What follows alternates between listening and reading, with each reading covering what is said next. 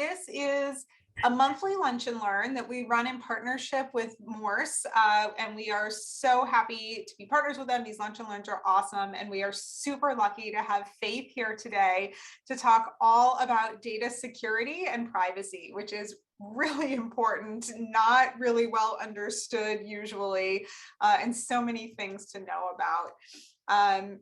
So a quick introduction on Scroobius, just so you guys know what we are for anybody watching this who isn't aware, and then we're going to jump right into Faith's presentation, so we've got plenty of time.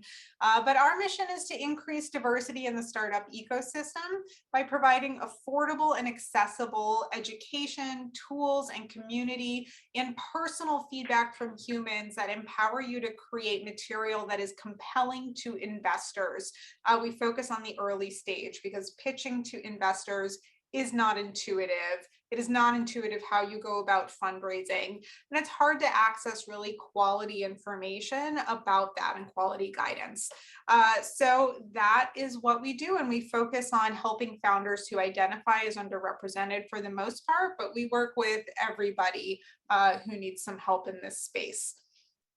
And the way that we do that is through a web application product that has a bunch of little mini lessons and templates you can download for scary stuff like doing a bottom-up market size.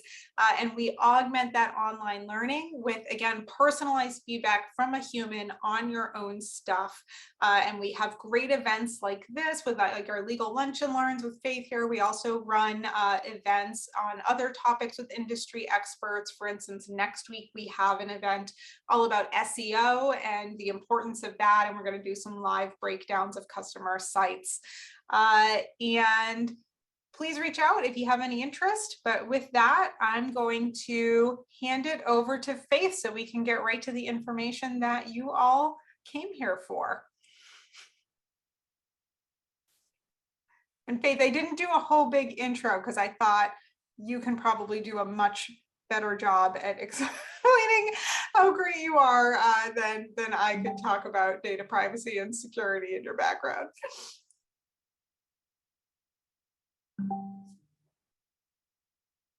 No problem.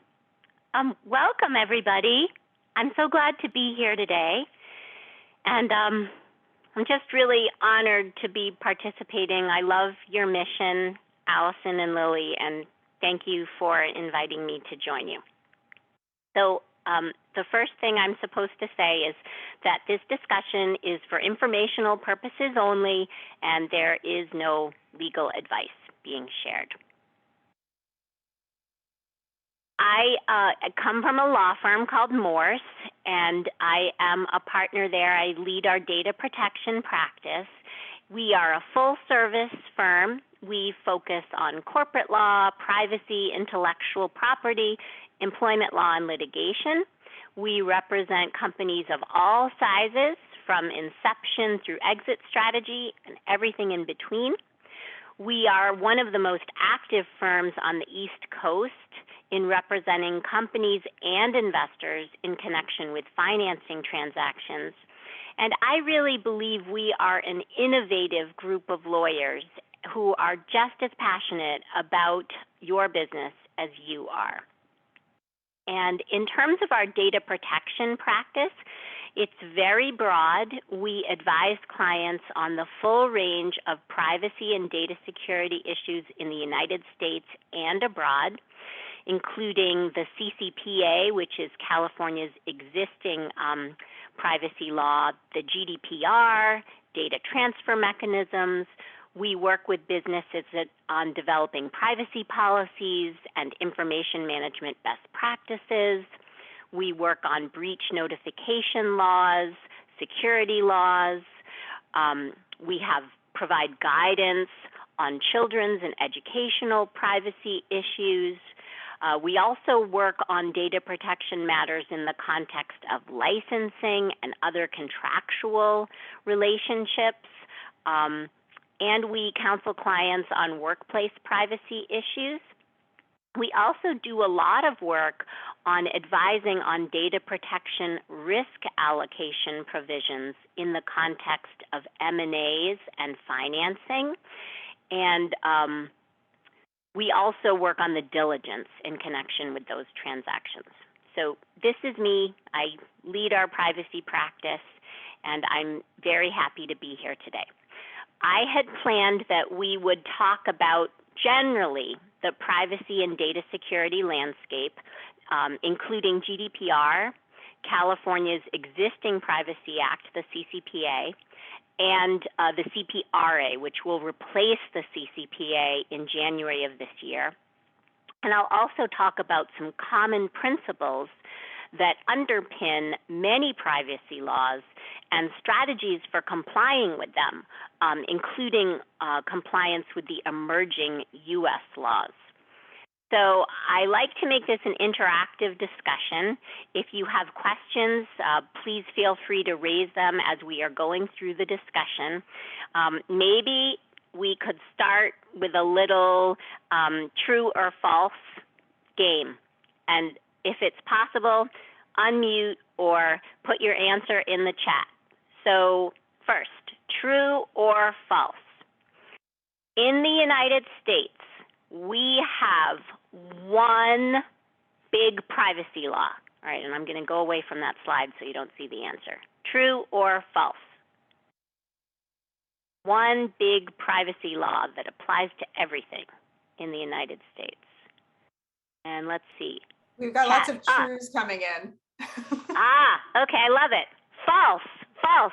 We don't have one big law in the big privacy law in the United States. We have sector-specific federal laws. We have state laws, but we do not have one omnibus privacy regime like they do in Europe. The General Data Protection Law is an omnibus scheme that applies broadly throughout the EU. Okay, how about another one? In the United States, there are 5 privacy laws pending. No more than 5 privacy laws pending in the state legislatures right now in the United States. No more than 5. True or false? False. That's correct. False. We actually have no less than 15 states that are considering data protection legislation right now. All right, and the last question, true or false?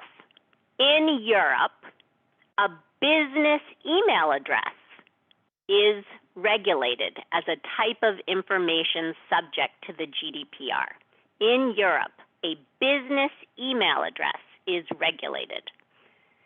And I think true. Wrong. Oh, I'm sorry. Correct.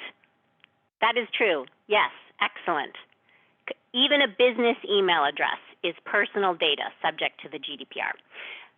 Okay. Legal landscape. In the U.S., as I've just mentioned, unlike the EU, we don't have one omnibus overarching federal privacy or data security law. Instead, we have a patchwork of laws. So there are federal sector-specific laws that govern particular types of information or industries. We have our healthcare privacy law, HIPAA. We have COPPA, which is a children's privacy law.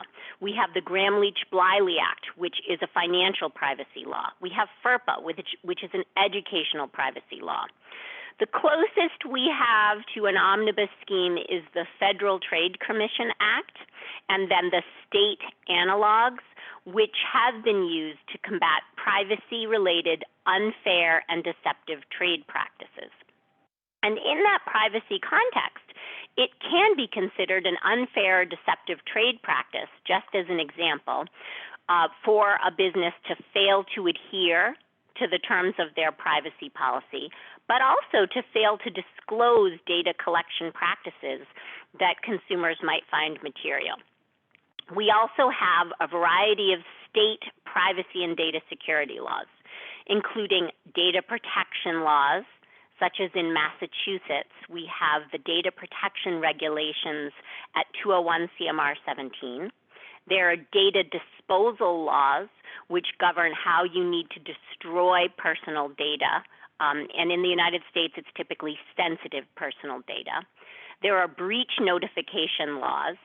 Every state has its own breach notification law here in the United States. And online privacy laws. As an example, before the CCPA, there was the California Online Privacy Protection Act, which requires operators of websites or online services that collect personal information through the internet about Californians to post a privacy policy. So we have a variety of different laws. A little bit about the CCPA, which you may have heard about. It went into effect on January 1st, 2020, and it was our most comprehensive U.S. privacy law of general application, covering online and offline handling of information. Here in the United States, our data protection laws typically reflect a U.S. property right view of privacy. And by that, I mean that our laws were intended and are intended to protect individuals from tangible and financial types of harms. That's why we have these breach notification laws that require you to notify individuals if particular types of sensitive data about them has been breached. Or we have data protection laws that typically govern sensitive types of data. Name and social security number, name and a financial account number, name and a credit card number. In Europe, on the other hand, Europeans view privacy as a fundamental human right.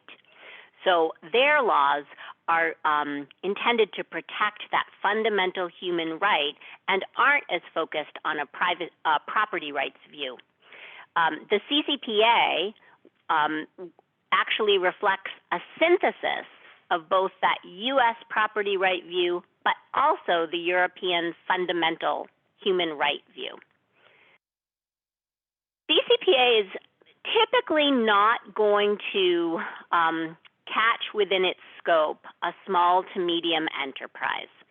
And that's because its scope provisions, which mean the provisions that tell you what types of businesses the law apply to, clarify that only a business with gross revenues in excess of $25 million or a business that handles the information of 50,000 or more consumers' households or devices, or a business that derives 50% or more of its annual revenues from selling information, only a business that would meet one of those thresholds would fall within scope. So unless the small to medium enterprise is a really data-driven business, it's unlikely to fall within scope. But many large companies will fall within scope simply by virtue of the revenue threshold. So if the revenues are in excess of $25 million annually, then the business will be within scope of the CCPA. Just a little clarification, the CPRA revises the CCPA and will go into effect in January of this year. The scope provisions are a little bit different under that law in that the revenue threshold is there in A, C, deriving 50% or more of annual revenues from selling or sharing consumers' personal information, and that sharing is meant to cover sharing for behavioral or behavioral advertising purposes. But the threshold for if you handle a certain amount of data of Californians has been increased from 50,000 annually to 100,000 or more annually. So Faith, can I ask a question here? Please. And by the way, if anyone else has a question, feel free to jump in, as Faith said, and make it interactive. So, we're helping you and what you came here to learn. So with those two slides, I would think a lot of people would look at them who are startup founders and say, oh, well, I'm not even near, like, that doesn't apply to me at all, right? But is that really the right way to think about it? Like, I'm so small, I don't have to worry. And then I would imagine there's areas where if you have sensitive information, like anything covered by HIPAA or that's, personally identifying or financial data, that those might have different stipulations. Is that right? Absolutely. Yeah, that's a good point. So I also have this kind of list of I call them bell ringers, that if you're handling this type of data, then it should ring a bell and you need to contact a privacy lawyer. So while an emerging business is unlikely, probably in many contexts, to fall within scope of CCPA or CPRA, it doesn't mean that there aren't a lot of other different data protection laws in the U.S. or in the EU that business might be subject to. So if you are handling healthcare data, it's possible that you are within scope of HIPAA as a covered entity or potentially as a business associate. But even not, healthcare data is a sensitive type of data in the United States that is subject to certain data protection obligations in certain states, certainly breach notification laws in certain states. If you're handling financial data, you may be subject to the Gramm-Leach-Bliley Act. If not, as a financial institution, then if you're handling that data, your customers may be subject to those laws and you'd have obligations there. Children's data, huge red flag. Handling any data from children under the age of 13, absolutely a heavily regulated area. But to kind of your broader question, Allison, even if a business isn't subject to the CCPA, having in mind the general principles that underlie the CCPA, as well as some of our additional emerging U.S. privacy laws, like there's legislation that has been enacted in Virginia, Colorado, Utah. Having that legislation in mind and the principles that underpin them will be important, because as the business grows and expands, it's going to want to have privacy and data protection built into the infrastructure of the business so that it can scale and be compliant with the obligations as they begin to apply to the business. So now we'll talk a little bit about the GDPR. It went into effect in May of 2018. And it really was a game changer, not only in Europe, but also in the United States, because the reach of the law was clarified beyond the reach of the Data Protection Directive, which preceded the GDPR, to make very clear that it reaches businesses outside of the EU. Substantial fines are imposed for noncompliance. Definitely reflects this European view of privacy as a fundamental human right. And, the important thing to bear in mind is that these patchwork of laws can make compliance very challenging, particularly for small to medium enterprise that have limited resources. So a little bit about the scope of the GDPR. It's going to apply to businesses that are established in the EU and to the processing of data for those businesses that are established. So establishment would be some type of stable operations. Could be that you have an office or employees, potentially an affiliated entity. Maybe that's unlikely to apply to small and medium enterprises, but the regulation also applies to the handling of data of individuals who are in the EU in connection with offering goods or services to those individuals, or the monitoring of their behavior insofar as the behavior takes place within the EU. So the scope is much broader than the prior EU Data Protection Directive, and many U.S. businesses fall within scope of GDPR. So as we talk a little bit more about data protection, I thought it would be useful to give you some general definitions that apply in these various statutes. And one is this term of a controller, and the analogous term in the CCPA is a business. And it essentially is the entity that determines the purposes and means of processing of the personal data. And the other role that an entity might have with respect to data would be that of a processor, that's the term under the GDPR, and the term under the CCPA is service provider. So a processor is a business that handles personal data solely on behalf of the controller. And it's really important to understand those roles because the roles of a controller it typically involves broader obligations than that of a processor. And it's important to understand the role so that you know what your obligations are under the statute. So Hey, these we had one, yes. Oh, sorry, we had one question that came in through the chat, which is, what if you have users in the EU, but no staff or physical location? Would that be considered established? Unlikely to be established, but I think you would still, because it's the establishment implies this kind of stable operation. So I don't think that would be considered establishment, but I do think it could put you in scope of GDPR, either under provision of goods and services to those data subjects in the EU or monitoring of their behavior if you're kind of tracking what they're doing online on your online site or service.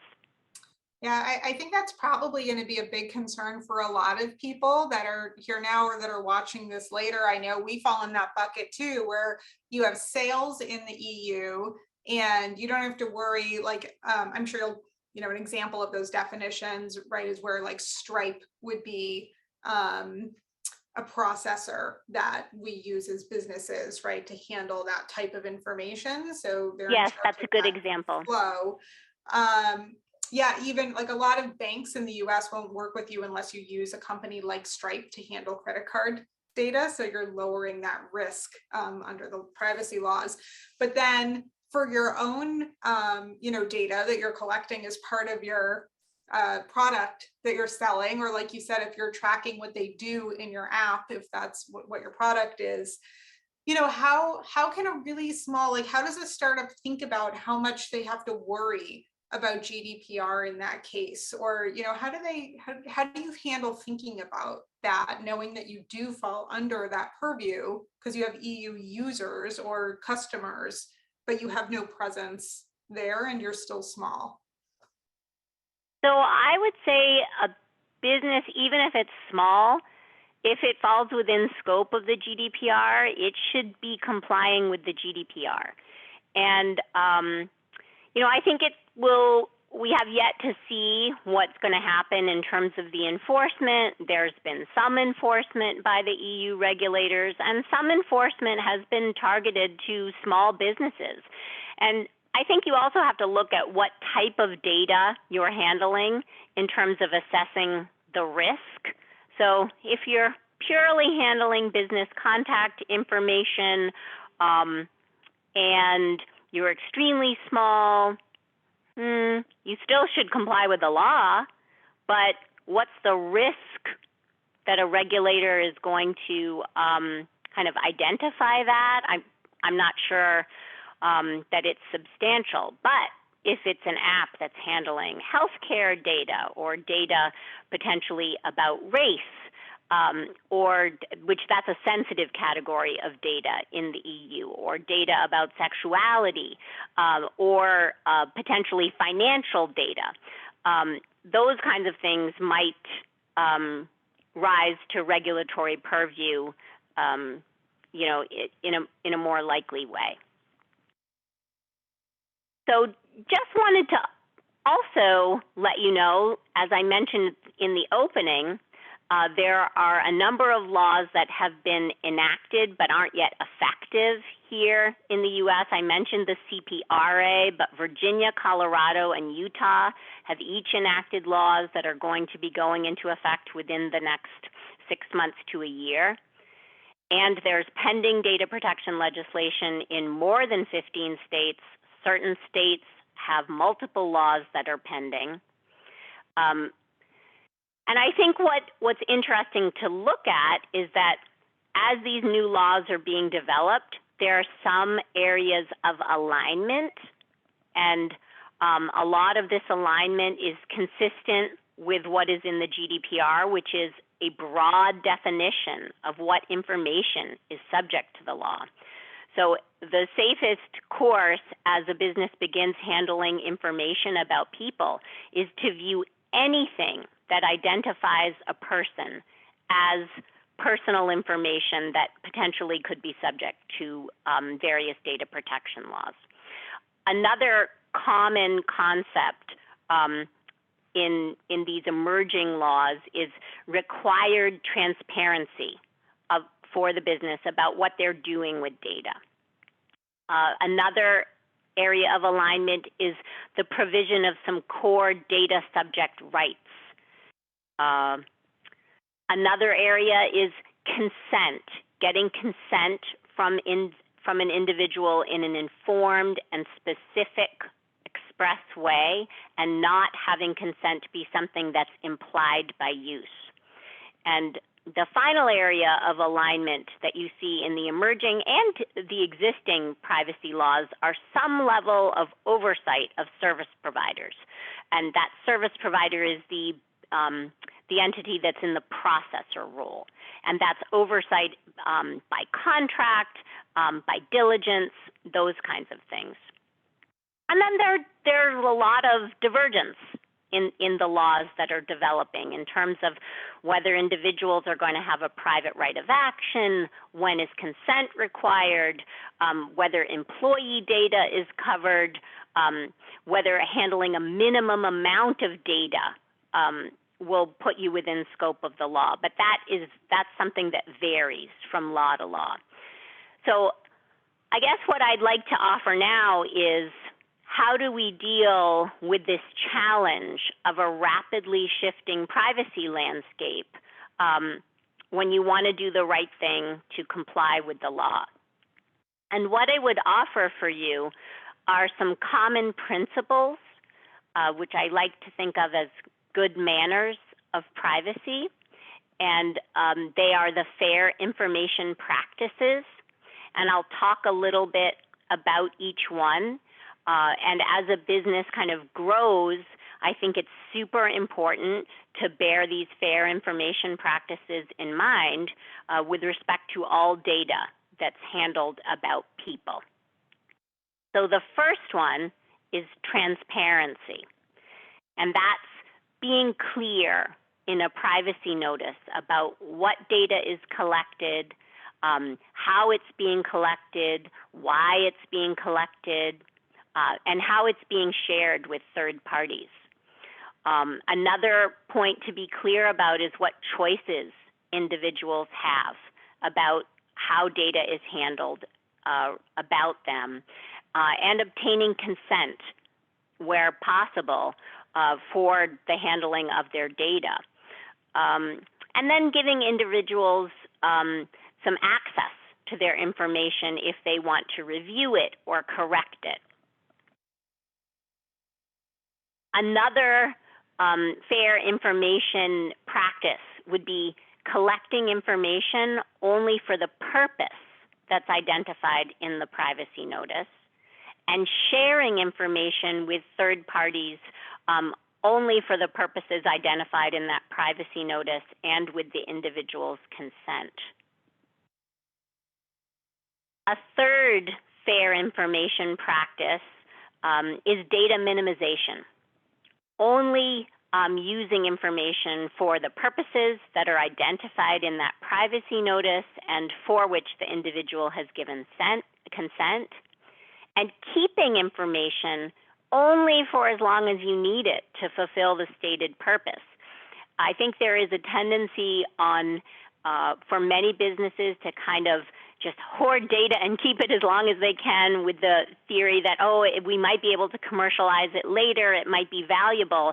But just realize that the more data that you maintain, the more at risk you are in the event of an incident or a breach. So it's always best to just keep the information for only as long as you need it to fulfill the purpose that you articulated when you collected it, and then appropriately dispose of it thereafter. in terms of another data protection fair information practice, I'd like to talk about security. So implementing reasonable administrative, technical, and physical safeguards to protect information. So I alluded at the beginning of the presentation to the Massachusetts data protection regulations. Those would require these reasonable administrative, technical, and physical safeguards for very sensitive types of information: name and social, name and financial account number, name and credit card number. If you're handling that information of Massachusetts residents, technically you need to have a written information security program, a policy document that has certain safeguards for protecting that information. But as a general matter, the GDPR would impose these reasonable safeguards over all data about people. The safeguards also should include some level of third-party vendor oversight. So if you are sharing data with a processor/service provider, you want to make sure that by contract you've bound them, I think, at a minimum to comply with applicable law. You should also be doing some diligence on those third-party vendors. And various laws may require specific contractual provisions to be in place with those third-party vendors, which kind of leads me to that last concept here that we talked a little bit earlier about the different roles that a business can have with respect to data. Being really clear in the contract on this point is very important, and also being clear in your privacy notice, because in most cases, the obligation to have a privacy policy only applies to the entity that's in the role of controller. So the entity that's deciding what to collect and how to use it and how to share it. It doesn't apply to an entity that's in the role of processor.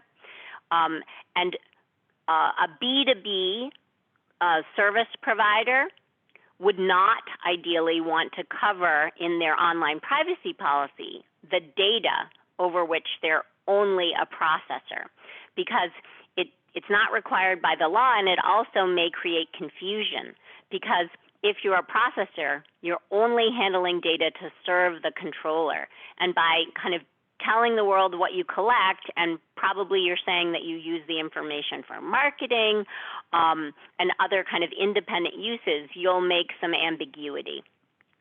And I guess the last point here about vendor agreements is that you really want to appropriately classify the vendor as either a processor or service provider, and bear in mind that certain laws will require specific magic words to be in that contract with the vendor. So I know this all can seem very overwhelming, and I like this quote, which is, the best time to plant a tree was 20 years ago, but the second best time is now. So if data protection is on your mind, start small. Start thinking about what can you do to just start implementing these fair information practices with respect to your business, because as your business grows, it will be problematic in terms of investors or in terms of acquisitions if you really haven't gotten your data protection house in order. So now I think we'll open up the discussion for comments and questions and whatever else we would like to discuss.